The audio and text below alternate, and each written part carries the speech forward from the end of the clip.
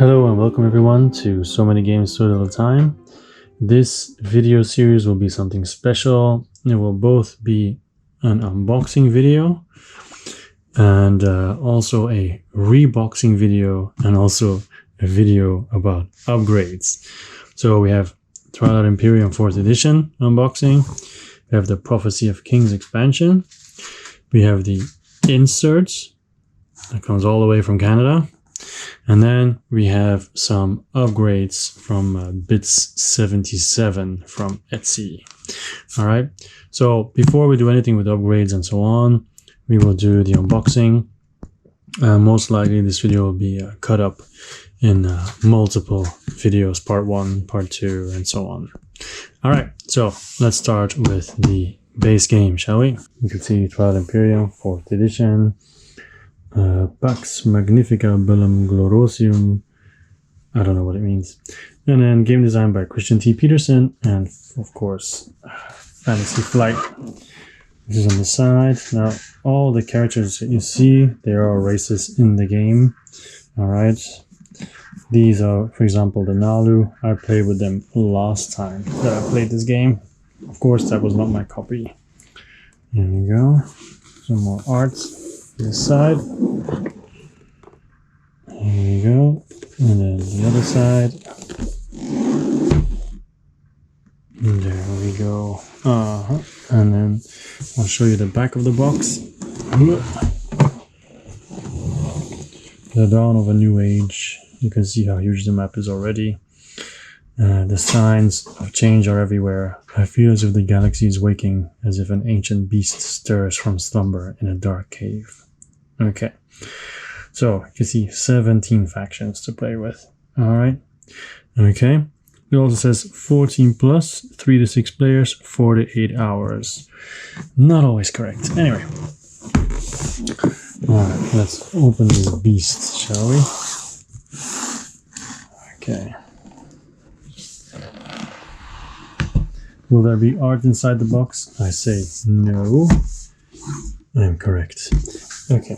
So inside, and of course, a game like this, there's going to be a ton of punch boards. As you can see, this is a big set block of punch boards. All right, so let me open this.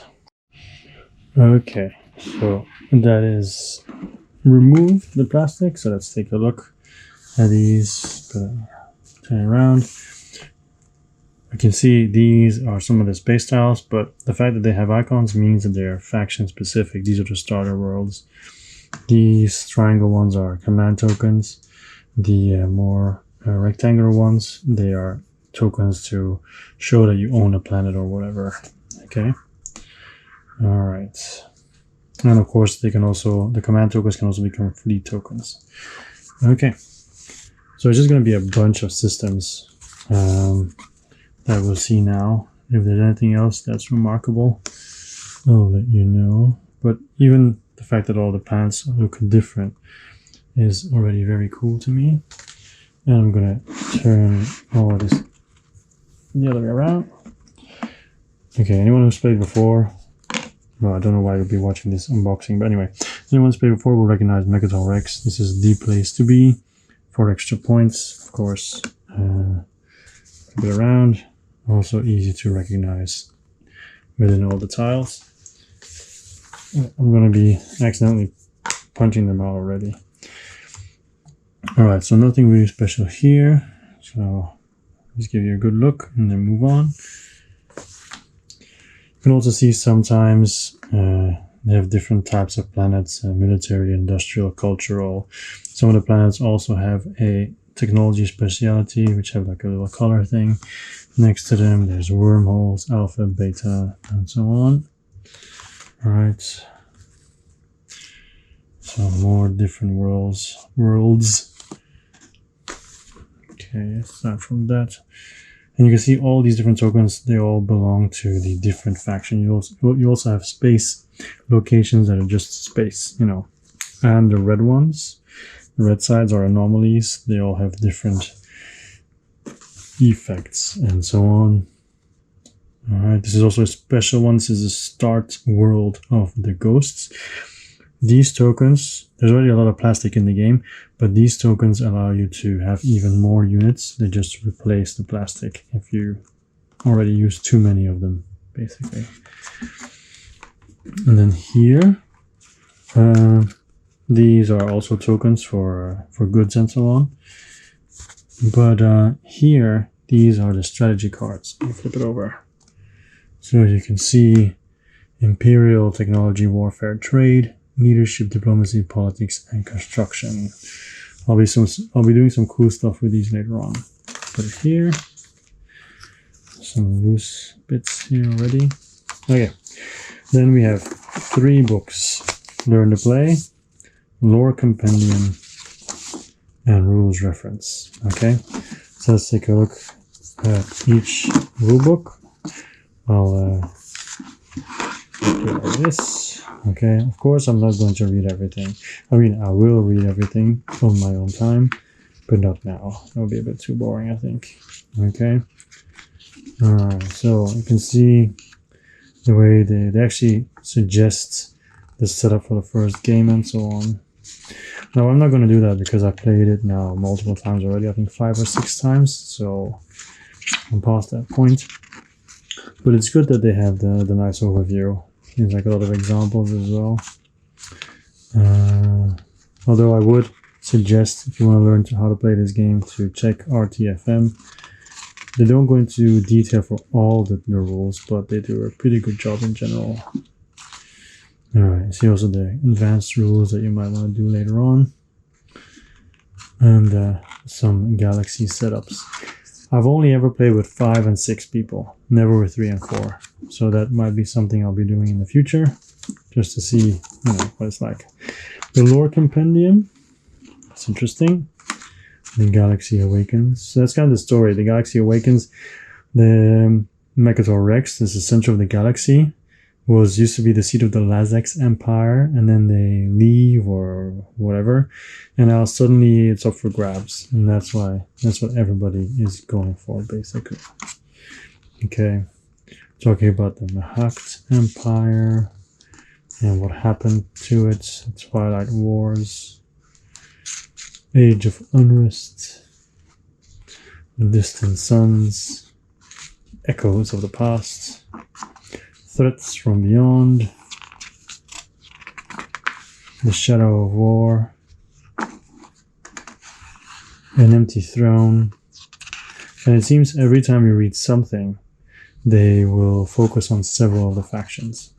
Dawn of a New Era. And that's it. Then the rules reference. So we already had to learn how to play, but this is the rules reference. And you can see it's quite a lot. You can also do a draft for a system, okay? So, never done that before. Maybe we'll do it in the past. Maybe we'll do it in the future, sorry. So all these different things that you can check while you're playing, if there's any. And we've played 5 times, we are still checking the rules. We are still checking Board Game Geek, because there's so many different factions.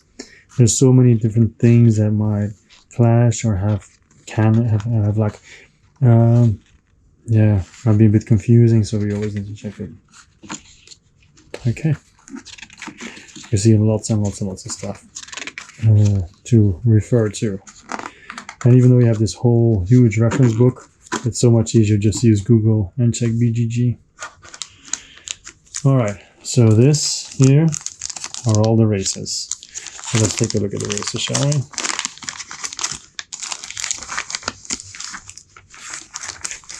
Dun, dun, dun, dun, dun. Come on, please come out and play. Alright, here we go. You have the Federation of Sol. Now, many of these I have never seen before. I mean, I played against them, but I only saw the actual page of 5 of them. So Federation of Sol. This is the back. So there's always a backstory as well, if you're interested in reading that. The Yin Brotherhood. The Nalu Collective.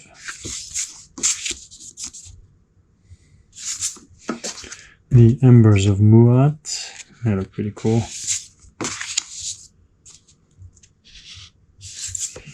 The Mentak Coalition.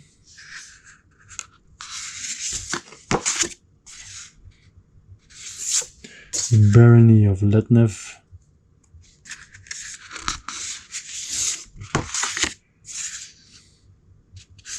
The Emirates of Hakan.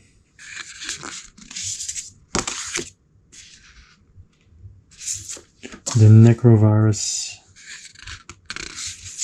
Now, I'm not going over how they play and what their special abilities are, because many times I don't know, to be honest. The Winu. Sardak Nor.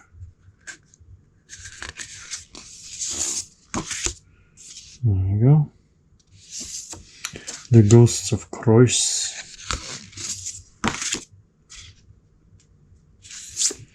The Clan of Sar.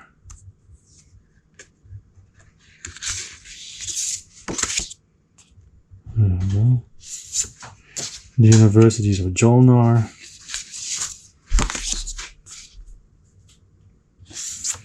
The Cha Kingdom. The Arborek.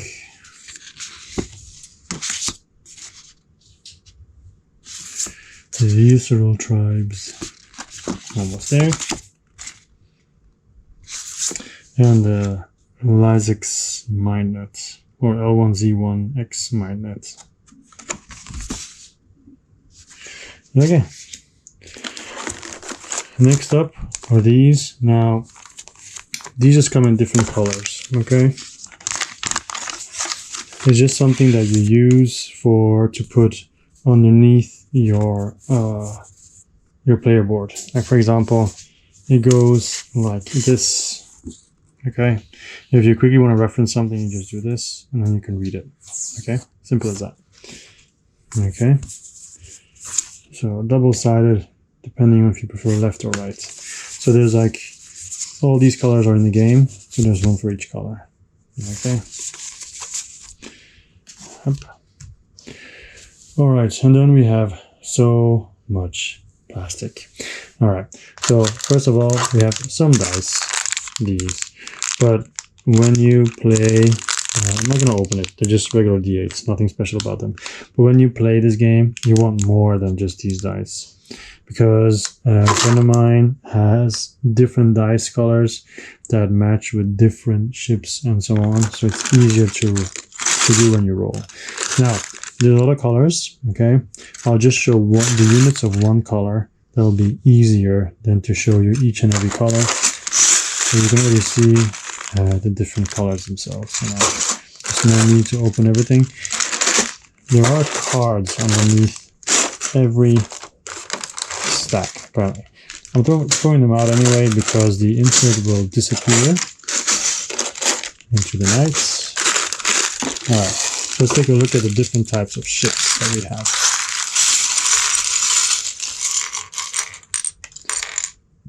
Okay, this one is a dreadnought. Okay. This is a dreadnought. Okay. There you go. Then we have a carrier. There you go. Then we have a destroyer. Good against fighters. Speaking about fighters, this tiny guy is a fighter. The flags are ground troops. Okay. This is a cruiser.